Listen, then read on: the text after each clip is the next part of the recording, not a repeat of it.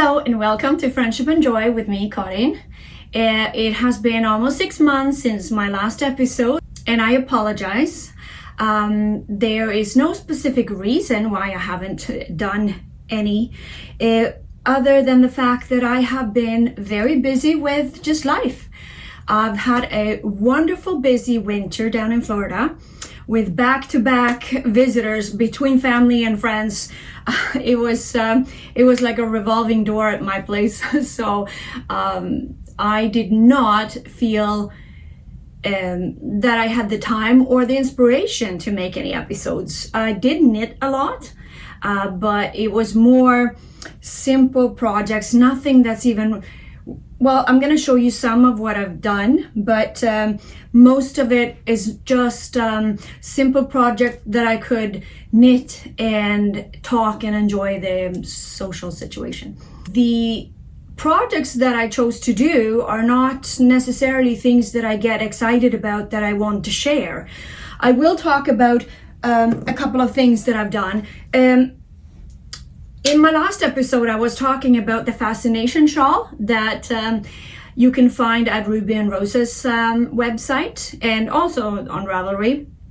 And I had bought some yarn for that shawl, and here is a picture of how that shawl turned out. Unfortunately, the pictures aren't that great, but it was a fun knit. I enjoyed it, and I really thought that the pattern was very well written, so it was easy to follow along. And that shawl I gifted to my sister. Another shawl that is my now forever project. I call them forever projects because these are the projects that I like having around. They can lay there forever. I just pick up and knit them when I have nothing else to do, and they are easy. I don't have to think, I don't have to count, I just knit. And this shawl that I'm working on, my forever project, is the what do you call it? The Second Avenue Shawl. I am not following along the pattern exactly because I just looked at that shawl and I kind of copy it. And it's just a nice, like, I'm using leftover yarns, and it's a fun, easy knit when you want to talk and not think. I did knit, in Florida, I knitted 2 sweaters, a sweater vest, the Fascinationshawl, the Second Avenue Shawl, and then I left the project down there that I was working on. So I did do quite a bit. One of the sweaters that I knitted, I don't even think I have a pattern for this one either. It was just a plain, simple striped sweater. It's just a boxy sweater, knitted back and forth, flat, front piece, back piece, and sleeves.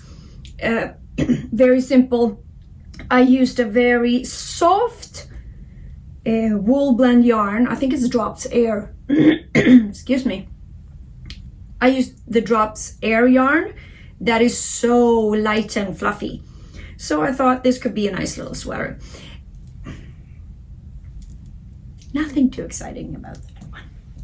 The other one that I made, it was exciting and it's worth talking about because I definitely need to knit another one. This sweater vest is the, I apologize, I did not look up the name of the pattern, but it is by Petite Knits, and I think it's called the Friday Slipover. It's a sweater vest knitted in a broken rib pattern. I'm going to come a little closer so you can see. It's a broken rib pattern. It actually turns out pretty nice. And it is knitted with 2 strands. One, I used the fingering weight, the Cascade Merino, I think, and fingering weight. It's 75% merino, 75% nylon. And I held it together with a Rowan Kid Silk Haze. And this was supposed to be for my daughter, but if you can see, there is a color shift in this from the top here. I'm going to show you the color shift from here and there. Because I ran out of the Kid Silk Haze and I had to order more, and it was a different dye lot. So this is one thing, when you use leftover yarns, you might run into these situations. If you happen to both bought the yarn at the same time, and they were different dye lots, it would have been easier, because then I would just use one row with one ball and the other row with the other, so you kind of get a even variation throughout. And here is just a plain lighter at the top, darker at the bottom situation. And my daughter was not too keen on that, so I am going to make her another one. But this was a fun and easy knit as well, and I like this one. It's too small for me, so I cannot use it, so I think that one is going to go in my donation bag, and it will be donated to someone. What I wanted to talk about, I have now been back in Canada for over a month, and I still haven't made an episode because I have been very busy, and this is something I do want to talk about and something I do want to show you because I am so excited. This has been a crocheted project, and I can honestly tell you it is one of the most fun things I have ever made. When it, hands down, like knitting and crocheted, I've had so much fun with this, and it took me a few weeks to get it finished, and I wanted to block it and show it to you. It is a crocheted mandala blanket called Lilliana, and it is a free download on Ravelry. It was published as a knit along a few years ago, so it is broken up into 11 parts, and you download the pattern, and I downloaded it one part at a time, which keeps you guessing and keeps you wondering what's going to come next. And let me show you this amazing blanket. I don't know if you can see how fun this one is, but it is like, it is so textured and so many colors, and it's crocheted in a cotton yarn, so it's a very heavy, beautiful, heavy weight to this. And to me, it almost feels like it belongs in an old Victorian girl room or something. It's going actually into my little goddaughter's room. She's 5 and it's gonna lay on her bed. And she says she loves it, and that's good enough for me. I have to say, the techniques, there's so many, I kind of need to come up again. There's so many different little techniques that a pattern like this will never let you relax for too long. I was gonna say, you won't get bored. If you're anything like me, I love color. I get excited each time it's time to change color. And this blanket calls for 11 different colors. So every round was just pure joy for me. Oh, and you follow along the pattern tells you which color to use. So it's all, I don't just pick and choose the colors myself. You follow along the pattern. And every round has a different technique. Most of it is, I shouldn't say plain, because this is certainly not plain. This is not for the beginner, perhaps, the beginner crocheter, but it's not harder than, and I would say anyone can do this. If you have your double crochet and your half double crochet down, the rest is pretty easy. The trick when it comes to crochet something like this is to wrap your brain around the pattern the way it's described. I would say that knitting patterns are usually written easier if you have a good quality pattern that just tells you exactly what to do.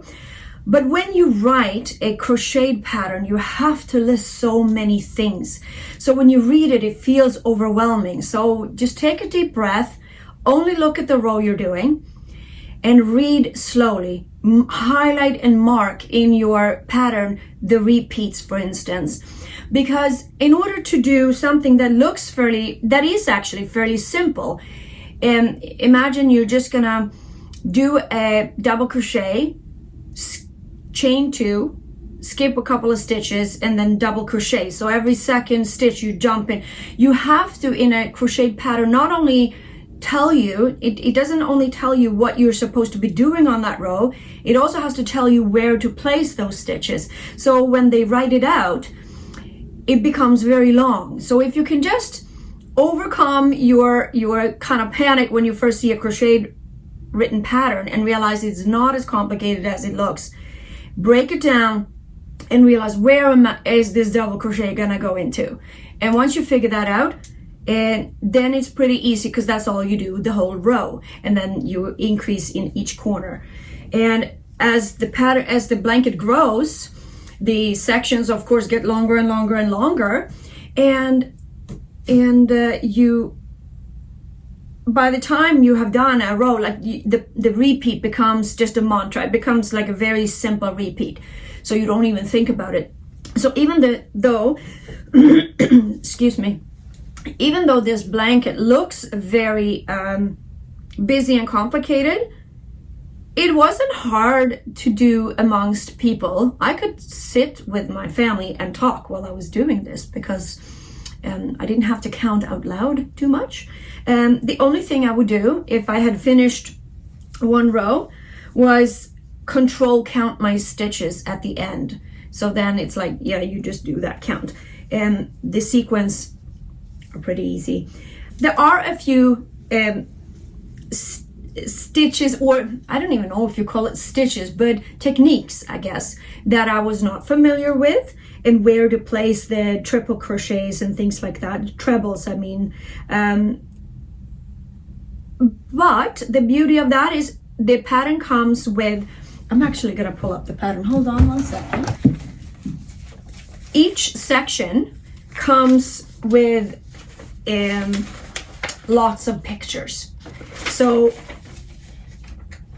if you don't understand something, the pictures will definitely help you to see, especially where you're going to be placing your stitches.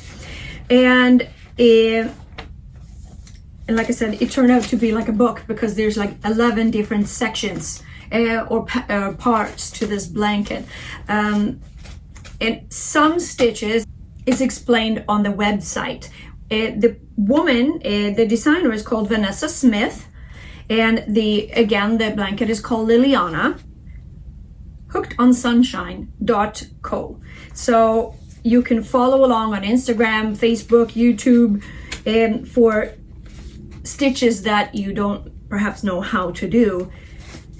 I was not part of the actual knit along, because like I said, this was published back in 2017 or something like that. Maybe it says, yeah, 2017. So I'm a little late to the game, but you know, whenever I discovered something that I get excited about, I feel like I have to share it. I don't care if it's old, if people have done this already, but OMG, how fun was this blanket. I am already, of course, longing to do another one. And I'm thinking the color combinations could be endless. I could even use the exact same colors and reverse the order of them and get a completely different look of the blanket. There was a couple of things, or the yarn that I used, I wanted to show you. So the yarn that I used for the mandala blanket was a cotton DK yarn from Paint Box. So actually not very expensive yarn. What I liked about it is that Paint Box has a large variety of colors, and I ordered it online from a website called lovecrafts.com. You need, the only thing I would have to say is look at the pattern first to see, because there are different lengths. Some colors take a little bit more, so you need to order more of some. I think it's 700 meters of one color, and the other ones are more 500, and a few were even less. But I ordered one color that when I saw them in real life, you can see here, I'll put a picture of it, the purple one did not fit in with the rest of the colors. And you know, when you order online, it's not always easy to see. So I decided to forego that purple, and I used the lighter pink color again. So because I used the lighter pink color for 2 rows, I eventually ran out of that color. So the only thing I had to do towards the end here was change the color sequence a little bit, which, I mean, in my blanket it doesn't matter, it doesn't really show.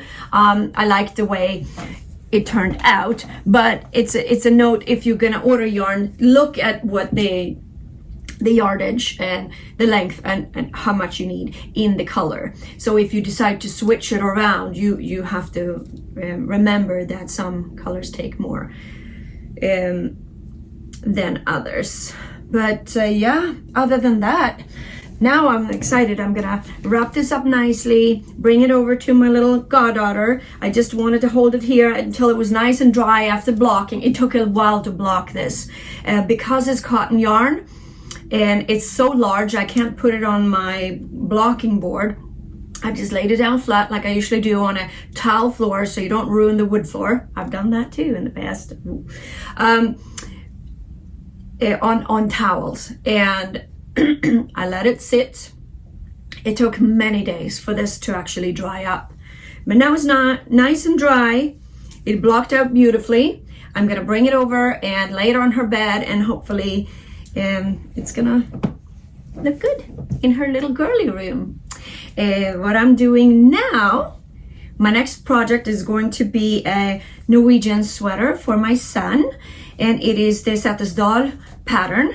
And this, I think there's many different ones. This one is knitted as a bottom up with the yoke coming at the knitted on the round is what I'm trying to say. And this is the pattern, Setesdal.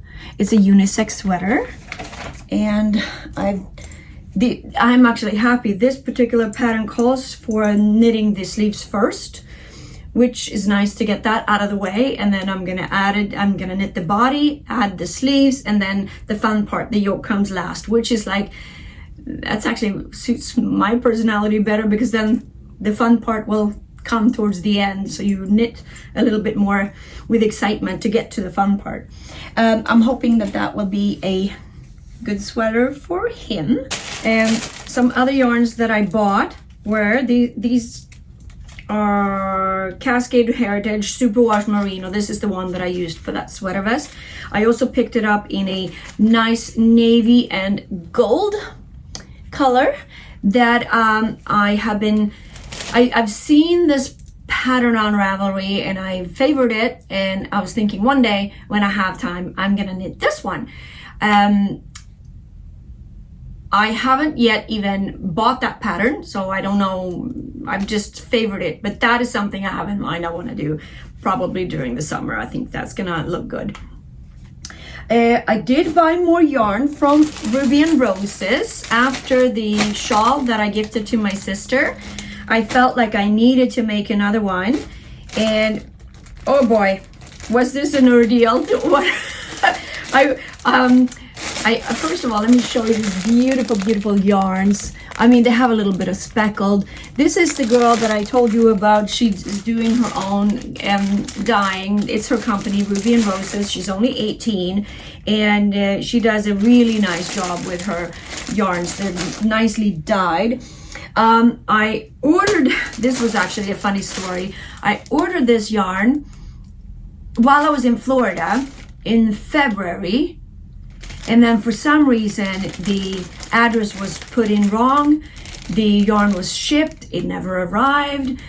And Addie and I went back and forth with email, and eventually after a long while, I think the yarn was returned to her, and then she said, "Do you want me to ship it?" And I go, no, I'm back in Canada, please ship it to Canada. So we had to do it, and after a long while, took a few months, I finally got the yarn. So this feels really good. So that is another Fascinationshawl coming up with these colors. I think it's gonna look stunning. And she also, in the package, put in 2 little extra mini skeins of her beautifully dyed yarn. I don't know the name of these colorways, but if you go on her website, she has all colors in all kinds of yarn. Very nice. So I am taking my box of yarns and moving out to the cottage for the summer in a little while. So I have things to do. That is gonna keep me busy for sure. So I think that is all I have for you today. I will make episodes when I feel like I have something to share with you. And I have now some ideas. I have projects coming up. I have another friend who wants to come and film with me. She has agreed to. I've asked her and she said yes, so we're gonna probably do another episode. And I want to just thank you so much for hanging in there, having patience with me. I'm so happy that you are still here watching. And if anyone is new to my channel, thank you, and I apologize for not putting out any episodes since Christmas. I'm sorry, that's on me. But welcome and thank you. I do appreciate each and every one of you so much. Please press the likes up. If you like my videos, share them and tell your friends. And until next time, take care. Bye.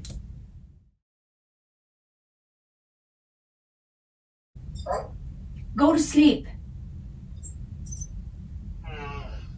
It has been almost 6 months since my last episode, and I apologize for— oh my god, Emo, can you shut up?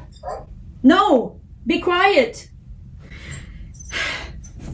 Why did you have to wake up? I see. I think I pissed off the robot.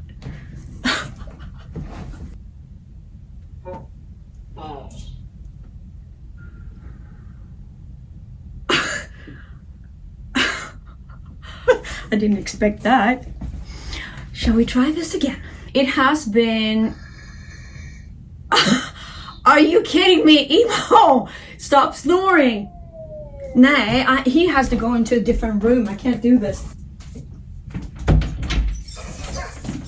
He doesn't like it when you hold him by the head. Join me, okay? Have fun.